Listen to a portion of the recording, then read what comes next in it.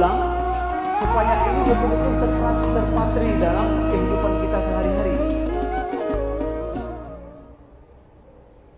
Nilai ketauhidan yang paling sempurna itu adalah antakuna mahsuban lillahi ta'ala.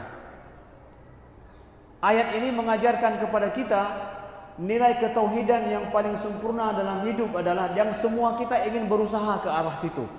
Bukanlah yang berbicara lebih alim di bidang itu, enggak. Semua kita sedang berusaha untuk mewujudkan itu. Apa itu?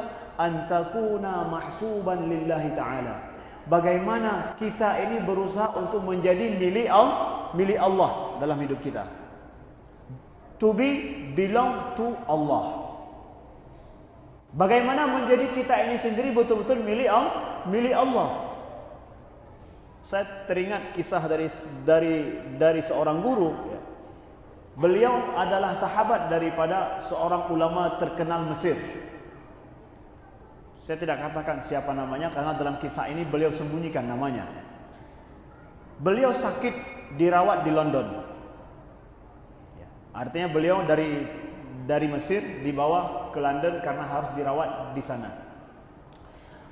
Pada tahun 90-an begitu. Lalu selama 1 minggu beliau berada di London, surat kabar memberitakan tentang beliau. Surat setiap hari orang kirim, pada saat itu masih kirim surat, belum email lagi. Belum kirim pakai SMS. Terus surat banjir di rumah sakit khusus untuk mengucapkan kata-kata dan doa untuk syekh ini. Jadi seorang wartawan merasa ingin tahu bagaimana apa yang Anda buat sehingga Anda begitu disayangi oleh rakyat yang padahal Anda bukan seorang politikus, bukan seorang yang sedang berkuasa. Biasa kan kalau orang sedang berkuasa sakit begitu mesti dijenguk, apalagi kita yang ada hubungan dengan dia. Kalau dipecat barulah nanti enggak ada kita jenguk lagi. Tapi kalau masih aktif ya kita jenguk terus. Tapi ini beliau tidak, bukan penguasa. Tetapi betapa banyak antusias orang mendoakan beliau secara lewat doa dan telepon juga. Lalu ditanya oleh seorang wartawan, apa rahasia dalam hidup Anda? Beliau tidak mau menjawab. Ditanya lagi, tidak mau menjawab. Sampai 3 kali beliau tidak mau menjawab. Sehingga beliau merasa terusik begitu. Beliau jawab 1 kata. Beliau bilang apa? An ahya mahsuban lillahi ta'ala. Aku hidup untuk mewujudkan diriku menjadi hanya milik Allah semata, tidak milik siapapun. Aku hidup untuk mewujudkan diriku ini adalah milik Allah semata. Ingin beliau amalkan betapa hidup dengan nilai tauhid. Lalu berhargalah beliau di mata siapapun. Kita hanya milik Allah semata. Siapapun hamba yang merasakan betul dirinya milik Allah, dia akan merdeka sekali dalam hidup. Ini yang selalu kita ulang-ulang. Kita lihat pada kisah daripada seorang sahabat Nabi yang bernama Ka'ab bin Malik. Ka'ab bin Malik dia punya kisah khusus yang dengan kisah ini beliau disebutkan dalam Al-Quran. Artinya kisah itu adalah sebutan atau firman Allah itu turunnya adalah gara-gara beliau bersama dengan 3 orang kawan. Al-Kisah adalah ketika akan terjadinya perang Tabuk. Perang Tabuk adalah perang pada tahun ke-9 Hijriah. Perang yang sangat sulit bagi umat Islam. Perang pada saat ekonomi di Madinah sedang rendah, sedang jatuh. Perbekalan umat Islam di Madinah sangat sulit sekali. Tetapi tentara Romawi, hasil daripada pemberitaan orang yang dikirim oleh Nabi SAW bahwa Romawi sedang mempersiapkan untuk menyerang kota Madinah. Romawi sedang mempersiapkan untuk menyerang, itu setelah terjadinya perang Khandaq. Nah, Nabi SAW ketika mengetahui bahwa niat orang Romawi, tentaranya ingin menyerang kota Madinah, maka Nabi mempersiapkan langsung tentara Islam untuk menyerang Romawi, tidak menunggu, tapi Nabi ingin menyerbu. Karena salah satu di antara taktik perang dulu adalah sebaik-baik bertahan itu dengan menyerang, bukan menunggu. Lalu Nabi memakai taktik ini. Beliau persiapkan 30.000 pasukan. Tapi perbekalan yang sungguh sangat minim. Oh, tingkat mana minimnya? Minimnya adalah tingkat 18 tentara Nabi itu hanya menunggang satu unta. Bayangkan, 18 tentara menunggang satu unta. Idealnya satu tentara satu unta, paling kurang adalah satu berdua. Perjalanan Tabuk yang sangat jauh, jauh sekali. Tapi minimnya perbekalan perang, 18 orang menunggang satu unta, subhanallah. Gimana caranya? Berebut rame-rame? Enggak. Bergiliran naiknya.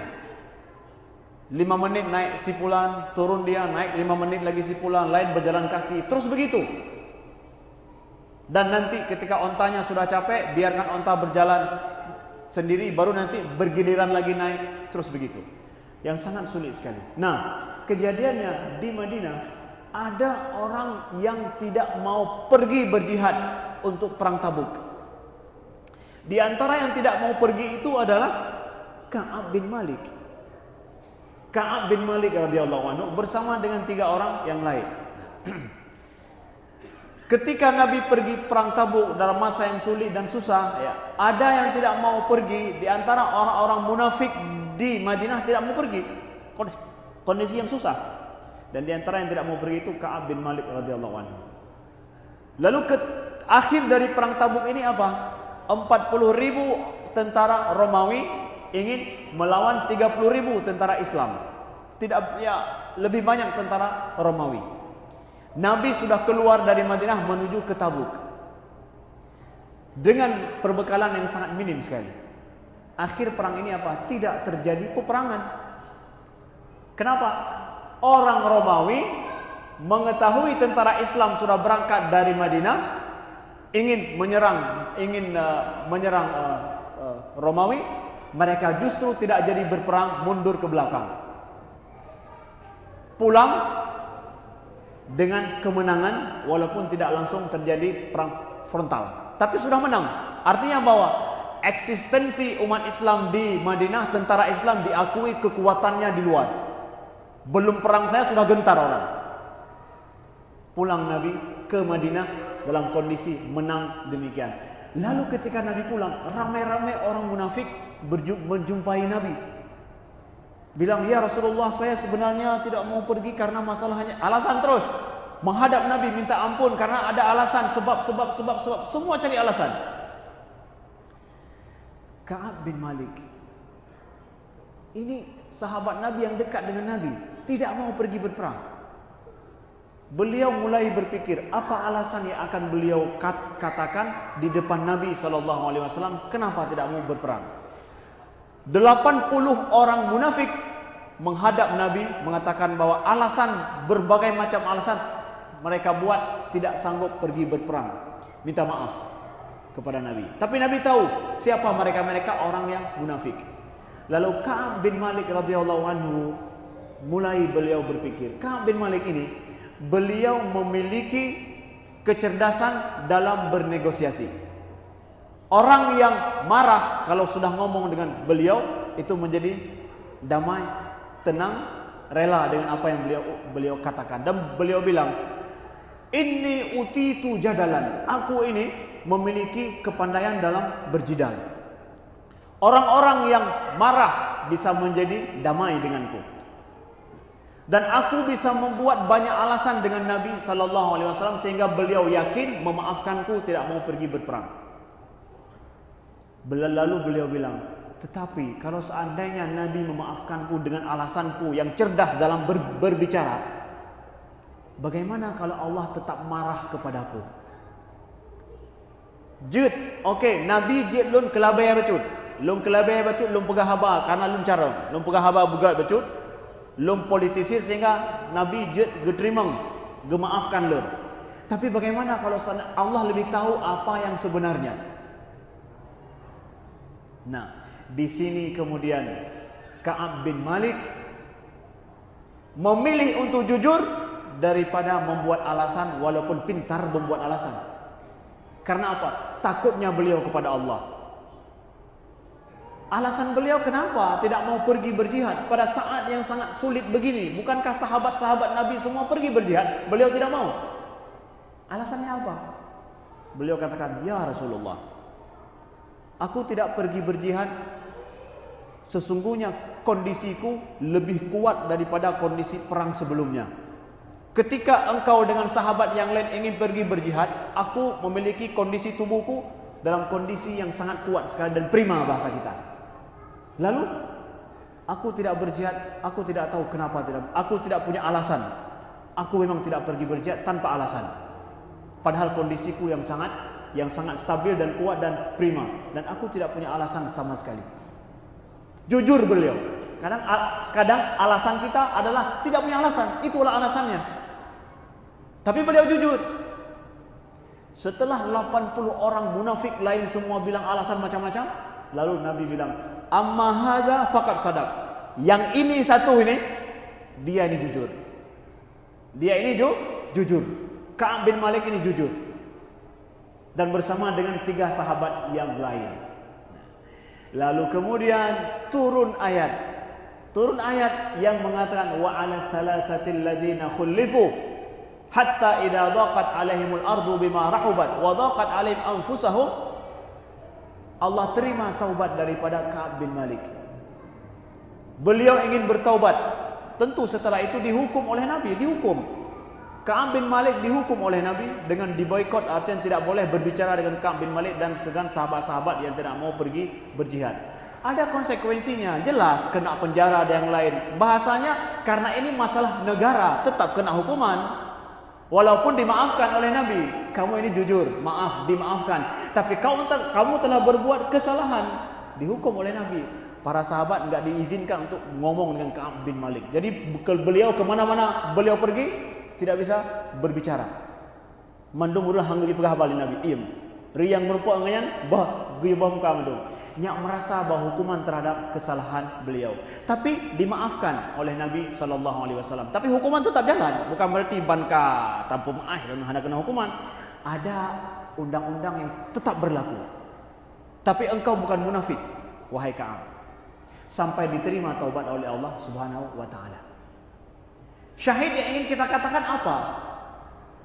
Kejujuran dalam kondisi yang sulit seperti itu dipertahankan oleh Ka'ab bin Malik karena apa? Karena Allah.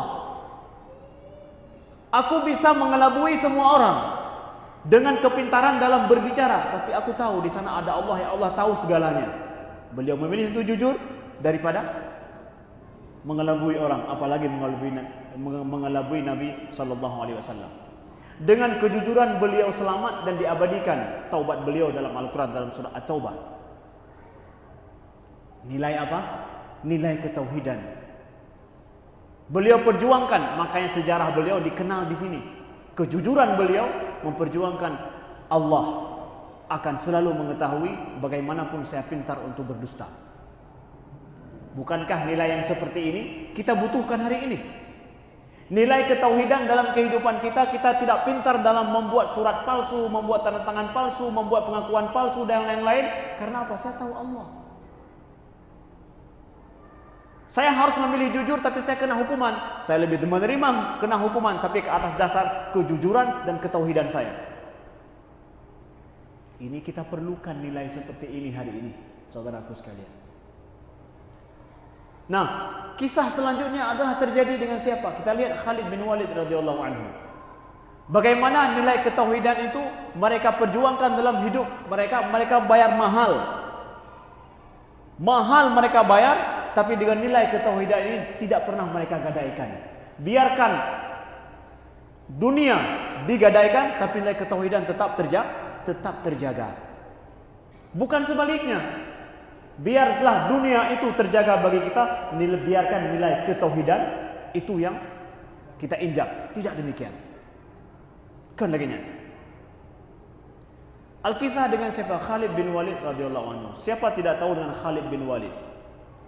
Banyak kisah kita dengar tentang sahabat Nabi yang paling hebat ini, Khalid bin Walid, panglima perang yang sangat hebat sehingga digelar dengan Saifullah al-Maslul, pedang Allah yang terhunus, Khalid bin Walid radhiyallahu anhu. Beliau tetap menjadi panglima perang yang dipercayakan sampai pada masa Umar bin Khattab radhiyallahu anhu. Dipercayakan oleh Umar. Sehingga hampir semua peperangan yang beliau pimpin itu selalu menang. Selalu menang. Jadi istilahnya beliau diangkat menjadi panglima TNI lah bahasa kita. Beliau pangapnya. Panglima angkatan bersenjata beliaulah. Lalu ketika orang sudah paham kalau Khalid jadi yang memimpin perang, masih menjabat sebagai pangap, ini pasti menang nih. Pokoknya kamu nan urung begah, kahanali munyo Khalid luar biasa. Yang penting Khalid jadi panglima, kita akan menang. Setelah terjadi peperangan yang hebat dan Khalid memenangkan peperangan itu, dilengserkan oleh Umar, dicopot beliau. Turun jadi apa? Bukan jadi asisten pangap yang baru, bukan. Jadi tentara biasa yang berperang tanpa ada fungsi, hanya sekedar tentara biasa di belakang. Bayangkan kita jadi pangap tanpa salah apa-apa, tapi sedang kita naik daun, sedang berhasil kita memenangkan peperangan yang hebat dalam sejarah. Langsung setelah beliau memenangkan, dicopot oleh Umar jadi tentara biasa, diperintahkan sama yang lain, nggak ada fungsi lagi apa-apa kecuali hanya sebagai tentara biasa. Sakit hati tidak?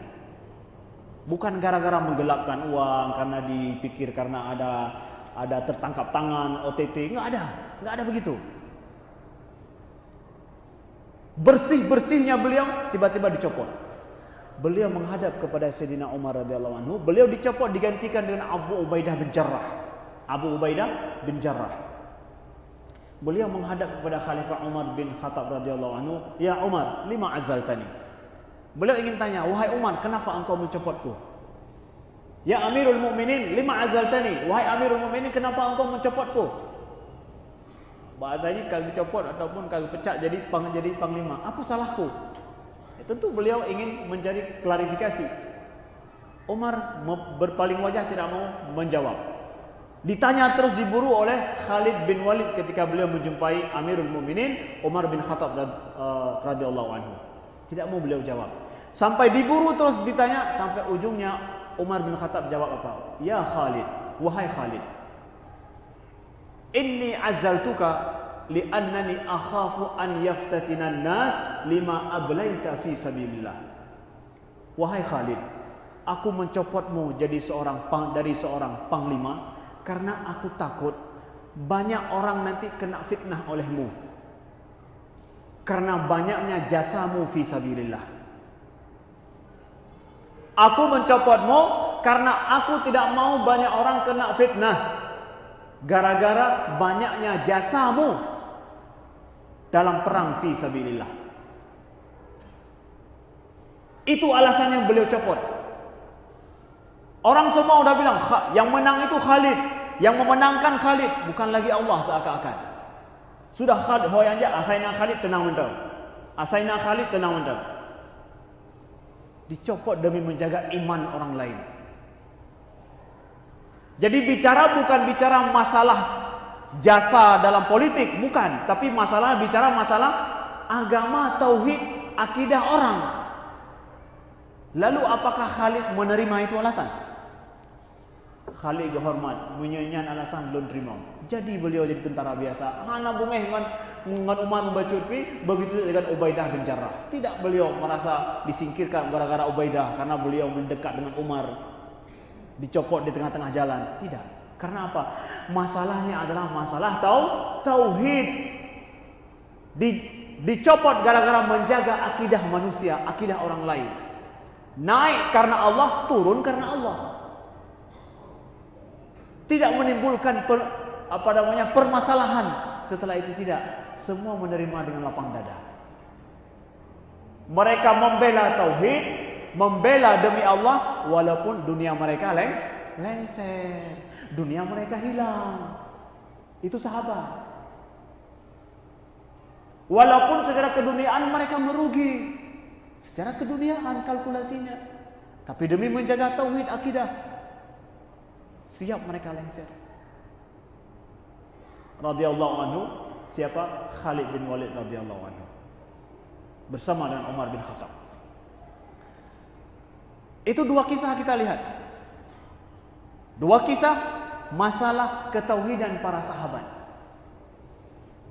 Masih banyak kisah yang lain, masih banyak.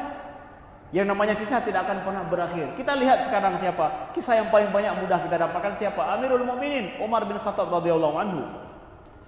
Suatu ketika beliau sedang berceramah, khutbah, lagi ngomong tentang permasalahan objek yang sedang beliau bilang, tiba-tiba, "Waihak ya Umar, laqad kunta tar'a ghanaman ala qararit min ahli Makkah." Celakalah engkau wahai Umar, bukankah dulunya engkau menjadi pengembala kambing yang ngambil umpah daripada orang-orang Mekah? Siapa yang ngomong itu? Bukan orang lain ngomong, beliau sendiri lagi ceramah. Kalau saat ini nonton YouTube, lagi nonton tiba-tiba muncul video yang nggak nyambung dengan apa yang kita nonton, ada kan? Ada nggak? Minum, lepui begahnya, pasti jos. Untuk sambung. Apa hubungan yang pegah oleh Syekh Buno dengan tiba-tiba kayak tibiknya iklan. Oh iklan. Umar juga begitu, lagi ngomong beliau permasalahan yang beliau katakan, tiba-tiba celaka engkau wahai Umar. Engkau dulunya hanya sekedar seorang pengembala kambing di Mekah. Para sahabat kayak gitu, hai, boleh Umar, kahana nyambung begah bago. Tiba-tiba kagak draw. Tiba-tiba dia memarahi dirinya sendiri. Kata Nuhan apa boleh dengan tertres tu, lu tak fikir. Setelah khutbah ditanya, wahai Umar, apa yang engkau ucapkan tadi?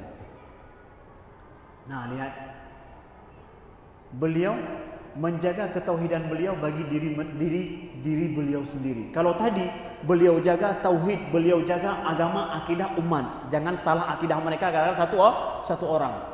Hari ini contoh ini adalah beliau menjaga ketauhidannya sendiri. Gop hanya depu tapi dijaga kerau.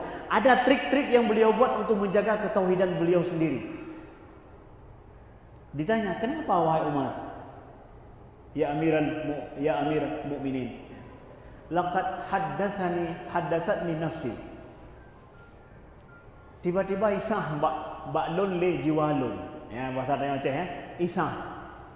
Sangsang na yang sah mbak drogo. Seakan-akan ada yang membisikkan padaku, jiwaku mengatakan, sungguh wahai Umar, engkau itu tidak punya penghalang antara dirimu dengan Allah. Jadi terus mekun gerau ke, terasa sang aku ini memang orang paling dekat dengan Allah. Enggak ada yang menghalangiku dekat dengan Allah. Beliau pada saat itu merasa di atas mimbar tiba-tiba orang yang paling hebat, paling dekat dengan Allah. Ketika desahan itu sampai terdetak dalam hati beliau, langsung beliau beri pelajaran bagi jiwa beliau sendiri. Celaka engkau wahai Umar. Dulu engkau hanya sebagai seorang pengembala kambing yang ngambil upah di Mekah. Siapa engkau? Hai pula kan. Beliau sedang mendidik diri beliau sendiri. Beliau jaga akidah beliau sendiri. Jangan merasa lebih di mata hamba-hamba Allah dalam masalah-masalah yang seperti ini. Kiat beliau menjaga diri. Orang mukmin itu sepatutnya begitu. Kita menjaga akidah kita dengan benar. Ada trik-trik yang kita buat sendiri untuk menjaga diri kita. Kalau kita paham bagaimana kita sebenarnya, kalau kita paham bagaimana sebenarnya kita adalah milik Allah. Nah, kita lihat Umar dalam masalah pemerintahan misalkan. Dalam masalah pemerintahan. Karena siapa? Karena Umar radhiyallahu anhu adalah seorang khalifah. Sampai-sampai beliau dijadikan sebagai salah seorang yang paling berpengaruh dalam 100 tokoh dunia oleh sejarawan Inggris Michael Hart. Dalam masalah pemerintahan dua contoh, kalau sempat waktu saya akan berikan contohnya. Yang pertama adalah ada seorang gubernur datang kepada beliau, minta izin, wahai Amirul Mukminin, bersama saya ada sebuah kasus. Ada seorang perompak, dia banyak mengambil hak orang lain. Tetapi tidak ada bukti yang cukup kecuali dengan cara saya harus menyiksa dia supaya dia mengakui. Kemudian cara itu hantar bukti, minta pengakuan dia, tapi pengakuan dia itu harus saya siksa dulu. Apakah wahai Amirul Mukminin engkau mengizinkanku atau tidak? Jilun siksa orang yang tertuduh banyak mengambil hak orang lain ini, saya menyiksanya. Nabi izin, minta izin sama Amirul Mukminin untuk siksa orang lain karena nak kasus oleh seorang gubernur. Amirul Mukminin langsung beliau katakan, memangnya engkau pikir Umar ini bisa menyelamatkanmu daripada kemarahan Allah? Kamu pikir Umar itu bisa menjadi penghalangmu daripada kemarahan Allah? Kamu cukup untuk mengambil bukti atau mencari bukti bahwa dia telah berbuat jahat adalah cari bukti dengan semampumu. Kalau tidak mampu, minta dia untuk mengikrarkan betul tidak dia itu mengambil harta atau tidak. Kalau dia tidak mau mengakui juga, minta dia untuk bersumpah. Minta dia untuk bersumpah atas nama Allah dia tidak pernah mengambil hak orang lain. Lalu faida halifu fatlaku sarahahu. Kalau dia sudah bersumpah, lepaskan. Kalau memang tidak cukup bukti, lepaskan, kata Umar. Lalu Umar bilang apa? Li an yalqallaha ta'ala bi khiyanatihim ahwan min an yalqallah min an alqallah bidimaihim. Dia nanti kalau memang berkhianat dengan sumpahnya, berjumpa dengan Allah itu lebih mudah bagiku. Biarkan dia berjumpa Allah karena dengan khianatnya daripada dia berjumpa Allah dengan darah, daripada aku nanti berjumpa Allah dengan darah dia dan azab dia. Mufaham ya? Menyasalah bak tak perlu hukum, tak perlu di padahal betul-betul salah, tapi dia kalau dia bersumpah, ternyata sumpah palsu. Tak perlu dengan sumpah palsu ya, tapi kita tidak tahu palsu atau tidak. Boleh saja dia bersumpah dengan sumpah palsu. Kata Umar, dia berjumpa dengan Allah dengan berkhianat seperti itu lebih mudah bagi kita daripada kita salah dalam mengazab dia di depan Allah. Maka itu masuk dalam fikih juga. Salah dalam memaafkan orang itu lebih baik daripada salah dalam menghukum. Itu kaidah fikih. Salah dalam tak boleh hukum, padahal dia berhak mendapat hukuman. Tapi salah ruh tak boleh, hanya tak hukum. Itu lebih baik daripada salah kita menghukum dia. Itu masuk dalam kaidah fikih. Salah memaafkan lebih mudah daripada salah dalam memberikan hukuman. Lihat, demi menjaga apa ini? Nilai ketauhidan dalam hidupnya. Nilai ketauhidan yang luar biasa diamalkan oleh Umar bin Khattab radhiyallahu anhu. Beliau sendiri juga yang menjaga di Madinah, beliau juga ikut menjaga onta-onta yang menjadi zakat. Jadi onta-onta zakat itu dikumpulkan. Onta-onta zakat. Termasuk yang menjaga onta zakat be'lih jaket gop itu adalah Sayyidina Umar sendiri. Suatu hari onta yang dikumpulkan yang merupakan harta zakat yang akan dibagikan itu lepas. Nah, tabau tali. So yang let, hai, yang jaga let, mau yang jaga atau Amirul Mukminin. Amirul Mukminin sendiri Umar bin Khattab yang jaga. Lalu beliau berlari mengejar onta, katanya ada satu onta yang sudah lepas. Beliau melari tersengal-sengal, jumpa dengan Amirul Mukminin, jumpa dengan Ali bin Abi Thalib radhiyallahu anhu. Ila aina ya Amirul Mukminin? Kemana engkau wahai Amirul Mukminin? Salah satu daripada onta zakat sudah lepas. Aku ingin mencarinya. Gepeh talak li Amirul Mukminin. Leso Ali bin Abi Thalib. Getak nepahek gop dono wahai Amirul Mukminin. Bahasa katanya, laqad at'ata man ba'dak. Wahai Amirul Mukminin, yang getak nepahek orang yang dihron. Apa makna engkau telah membuat orang setelahmu itu akan kecapean sekali. Hai menyo no tanggungjawab sidro khalifah Yang uka menyahana lagi nyo hanya ke khalifah. Cukup nak pahak gok belahnya. Gubernur Ali faqih sekali dia. Ali bin Abi Thalib sangat faqih, sangat faham orangnya. Enggak tanya pahak gok. Artinya makanya sekarang kalau ada pemimpin yang baik naik, kemudian orang akan membandingkan. Kalau dia habis-habisan memimpin dengan cara jujur, nah orang lain yang hana buta dia kanya, dia je kalau negok, oh ma, yang nyo mupalo tak lagu, hana sama nyo. Supaya lihat lebih hebat, dia harus lebih daripada yang ini. Yang ke yang hebat tu. Yang keberhali Amirul Mukminin, keberhali Ali bin Abi Thalib, wahai Umar, ini betul-betul engkau telah menjadikan orang setelahmu itu sangat kecapaian sekali. Sampai bab masalahnya tanggup menuruh. Maka sesuatu mentang pemimpin yang mengantau-kantau, dia down kalian. Bisa dibandingkan dengan mudah. Kalau ada satu orang mau lebih hebat dia daripada ini, dipilih lagi, begini, harus lebih di atas. Lalu Amirul Mukminin bilang apa? Wahai Ali, kalau seandainya ada satu bebek di sungai Efrat di Irak hilang, maka hari kiamat aku akan takut aku ditanyakan sama Allah. Bele dah ke untanya, saboh itik yang main lambi, itik dah kan? Satu itik yang bermain di sungai Efrat di Irak hilang, aku takut jumpa Allah hari kiamat, aku akan ditanyakan. Puh kelamnya unta aja ke? Apalagi ni unta zakat. Sungguh Allah merahmati Sayyidina Umar dan para sahabat semua. Sungguh kehidupan mereka ada untuk mewujudkan nilai ketauhidan dengan fungsi apa saja mereka. Baik di pemerintahan, baik seorang panglima ataupun orang biasa. Mudah-mudahan ini menjadi pelajaran ketauhidan yang aplikatif dalam kehidupan kita, dan ini yang kita perlukan hari ini.